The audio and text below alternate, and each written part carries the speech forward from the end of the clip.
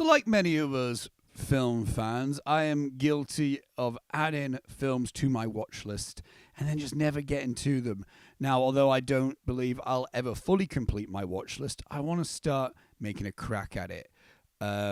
So I liked this concept by Luke from Razor Wire Reviews. Shout out to him, where he gets his letterboxed and hits shuffle on his watch list, and then he's like, I'm watching that one. That's just what it is. So that's where I'm at right now. I've got my letterbox loaded up, akin to what I did with Charade last time. If you haven't seen that video, check it out.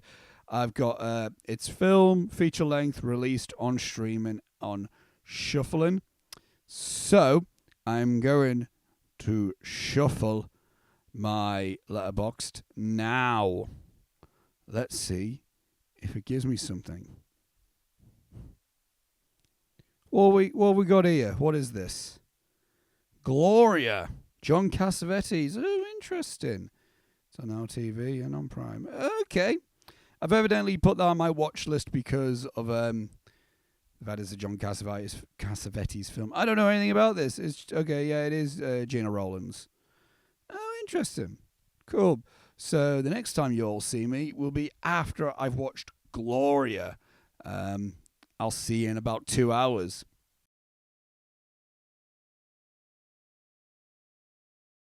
So it's now been a day since I've seen Gloria for the first time. I've slept on it. I've ate lunch since. I liked it. I enjoyed it quite a bit. Unexpected, I want to say. And now I want to preface things as well. This is only my second John Cassavetes film. The first one I've seen, the only one prior to this I've seen is A Woman Under the Influence, which I liked. I liked quite a bit. Wasn't head over heels in love with it, but I liked quite a bit. So I'm aware of John Cassavetes. I know he's this American indie darling, you know. And I know he frequently collaborated with Gina Rowlands, who I believe was his other half, I believe. Correct me if I'm wrong in that scenario. So I just assumed Gloria was going to be just another kind of just drama. I didn't expect it to be like a crime film about like mobsters and stuff in New York with Gina Rowlands being like a hit gal in her own right. I know, but no, I think what I enjoy about this, like, I like it, but I don't see myself really going back to it. I think first things first, I think it's cool that it still feels kind of John Cassavetes in the sense of like, even though I think the premise itself is it's quite a Hollywood premise.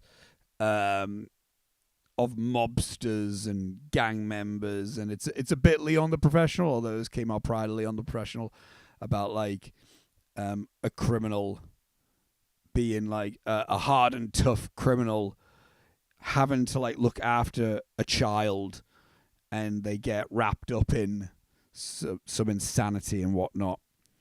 And that is the script, and it can, it is like that, but it's still shot and made very like independent and very like low budget, and it's got like a good it's got some like hefty grit to it.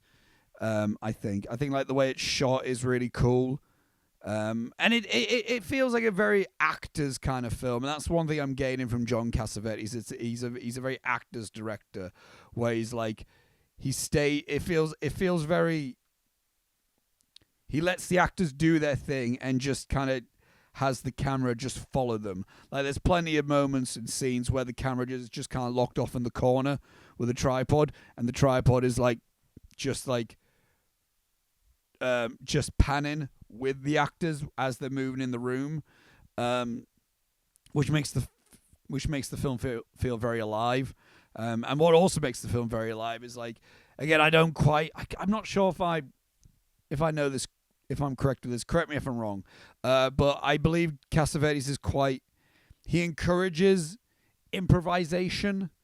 I think it's more apparent in this film when we're seeing like conversations, not necessarily like shot reverse shots, but like when he's just got the camera on actors and then the actors are like talking. It feels very like, it almost feels like he's given them bullet points, and he's like, we need you to say this kind of a thing, and we need the end point to get to here.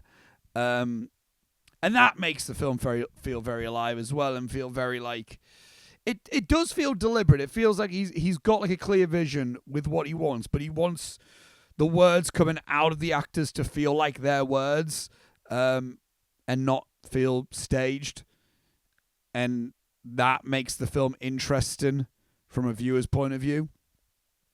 I think what is also a big highlight of this film is the performances by the two leads here, being Jenna Rowlands as Gloria, who is absolutely excellent. I think it's really cool as well, because obviously now we're kind of used to like badass women leads, but it's kind of fresh to see a badass female lead in a film from 1980 that isn't an action star, and in an independent film. Like the first time we see her, she's just fucking cool. like Gloria's just cool as fuck, man. And Jenna Rowlands has like she's a beautiful woman, but she isn't femme fatale, or she isn't dolled up. Do you know what I mean?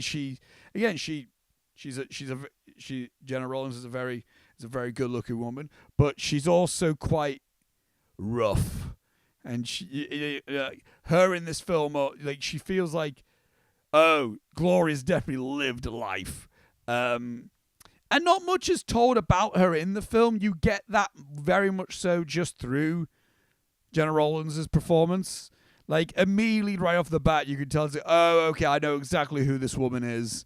And she does it incredibly well, I think. And the other standout performance is, I believe it's John Adams is his name. The boy in this film, who plays Phil, who's like the little lad that Gloria has to look after, who's just such he's brilliant. He feels like a child, because he is a child, and I think that's what helps. Like, Cassavetes is evidently like dictate the film around, not only to help actors just improvise, but also kind of like to let the kid be a kid and be like, I need you to say these kinds of things, but also just kind of say them in your own way. And it feels like how he would say it in his own way. But what's also fun about his performance in the film is, like, yes, he does feel like a kid, but he almost feels like he's trying to be a badass, and he's trying to be like a tough guy movie star, and he plays it really well. Like, he plays it like super fun. Like, there's the one bit where they're in the hallway and Gloria's trying to like get him to go or whatever, and then he's just looking at her, goes like, I'm the man, you're not the man, I'm the man. And he's giving it his all, man. It's really quite like, I don't know, I don't think yes, I've seen sassy kids in films, and I've seen like kids trying to be tough and all that, but I don't think I've seen quite a child performance like this. No, he's really like, there's a real like a real kinetic energy to him, and I think if he wasn't that good in the film would have been infuriating and annoying, but it isn't. And I think the character dynamic between Jenna